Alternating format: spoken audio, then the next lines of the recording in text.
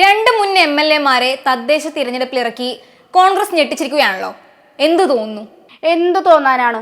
KS ശബരിനാഥനെയും അതുപോലെ തന്നെ അനിൽ അക്കരെയും കോൺഗ്രസ് നേതൃത്വം ഒതുക്കിയതാണോ എന്നൊരു സംശയമാണ് എനിക്കുള്ളത്.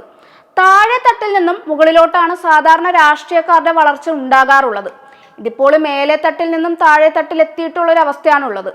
തിരുവനന്തപുരം കോർപ്പറേഷന്റെ ശാസ്തമംഗലം വാർഡിൽ നിന്നും ശബരിനാഥും അതുപോലെ തന്നെ തൃശൂർ അടാട്ട് പഞ്ചായത്തിലെ 15-ാം വാർഡിൽ നിന്നും അനിലക്കരയും പരാജയപ്പെട്ടാൽ പിന്നെ അവർക്ക് നിയമസഭാ തെരഞ്ഞെടുപ്പിൽ മത്സരിക്കാൻ ടിക്കറ്റ് കിട്ടുമോ എന്നൊരു കാര്യം തന്നെ സംശയമാണ്. സ്വന്തം വാർഡിൽ നിന്ന് മത്സരിച്ച് ജയിക്കാൻ പറ്റാത്തവന് എന്തിന് സീറ്റ് നൽകണമെന്ന ചോദ്യമാണ് ആ ഘട്ടത്തിൽ ഇവർ രണ്ടുപേരും നേരിടാൻ പോകുന്നത്. അതുകൊണ്ട് തന്നെ ഈ മുൻ MLA-മാരെ സംബന്ധിച്ച് ജീവൻ മരണ പോരാട്ടമാണ് നടത്തേണ്ടി വരിക. അനിലക്കരയും ശബരിനാഥനും ഒരേ പാർട്ടിയിൽ പ്രവർത്തിക്കുന്ന യുവതുർക്കികളാണെങ്കിലും പ്രവർത്തനങ്ങളിലും അതുപോലെ തന്നെ ഇടപെടലിലും രണ്ടുപേർക്കും തമ്മിൽ ഒരു സാമ്യവും ഇല്ലെന്നതാണ് യാഥാർത്ഥ്യം. താഴെ തട്ടിൽ നിന്ന് വളർന്ന് പഞ്ചായത്ത് വാർഡിൽ നിന്ന് പഞ്ചായത്ത് പ്രസിഡന്റായി പ്രവർത്തിച്ച് പരിചയമുള്ള വ്യക്തിയാണ് അനിലക്കര. 2003-2010 കാലഘട്ടത്തിൽ അടാട്ട് പഞ്ചായത്ത് പ്രസിഡന്റായി പ്രവർത്തിച്ച പരിചയവും ഇദ്ദേഹത്തിനുണ്ട്. ഇതിനു ശേഷമാണ് അദ്ദേഹം 2016 നിയമസഭാ തെരഞ്ഞെടുപ്പിൽ വടക്കാഞ്ചേരിയിൽ നിന്ന് വിജയിച്ച് MLA ആയിരുന്നത്. എന്നാൽ 2021 മണ്ഡലം CPM തിരിച്ചുപിടിക്കുകയാണ് ചെയ്തിരുന്നത്. ഈ പരാജയത്തിന് ശേഷവും വീറോടെയാണ് CPM-നും സർക്കാരിനുമെതിരെ അനിലക്കര പോരാടിയിരുന്നത്. എന്നാൽ ശബരിയുടെ സ്ഥിതി അതല്ല.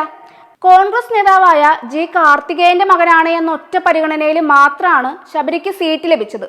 തുടർന്ന് 2015 ഉപതെരഞ്ഞെടുപ്പിലും അതുപോലെ തന്നെ 2016 പൊതുതെരഞ്ഞെടുപ്പിലും ശബരി നിയമസഭയിലേക്ക് തെരഞ്ഞെടുക്കപ്പെടുകയാണ് ഉണ്ടായത്. എന്നാൽ 2021 അരുവിക്കരയിൽ നിന്ന് വിജയിച്ചത് CPM സ്ഥാനാർത്ഥിയാണ്. ഒന്നാം പിണറായി സർക്കാരിനെതിരെ ചാനൽ ചർച്ചകളിൽ ആഞ്ഞടിച്ച് രംഗത്ത് വന്നിരുന്ന ശബരിനാഥ് പിന്നീട് ഭാര്യയും IAS ഓഫീസറുമായിട്ടുള്ള ദിവ്യ S അയ്യരുമായി ബന്ധപ്പെട്ട ഭൂമി തട്ടിപ്പ് വിവാദം ഉയർന്നു വരികയും ഇതേ തുടർന്ന് CPM നേതാക്കൾ നടപടി ആവശ്യപ്പെട്ട് പരാതി നൽകുകയും ചെയ്തതോടെയാണ് ചുവടുമാറ്റി പൂച്ചയെ പോലെ പതുങ്ങിപ്പോയത്. തുടർന്ന് ദിവ്യ അയ്യര് സർക്കാരിന്റെയും CPM നേതൃത്വത്തിന്റെയും സ്തുതിപാഠികയായി മാറിയതും നമ്മൾ എല്ലാവരും കണ്ടതാണ്. ശബരിയുടെ ഈ മനംമാറ്റത്തിലും ദിവ്യയുടെ ഒരു അവസരവാദ നിലപാടിലും പ്രതിഷേധമുള്ള കോൺഗ്രസ്സുകാർ അവരുടെ പ്രതിഷേധം തീർക്കാനുള്ള അവസരമായി കോർപ്പറേഷൻ തെരഞ്ഞെടുപ്പിനെ എങ്ങാനും കണ്ടാൽ സിറ്റിംഗ് സീറ്റിലെ ശബരിയുടെ അവസ്ഥ അതിദയനീയമായാണ് മാറുക.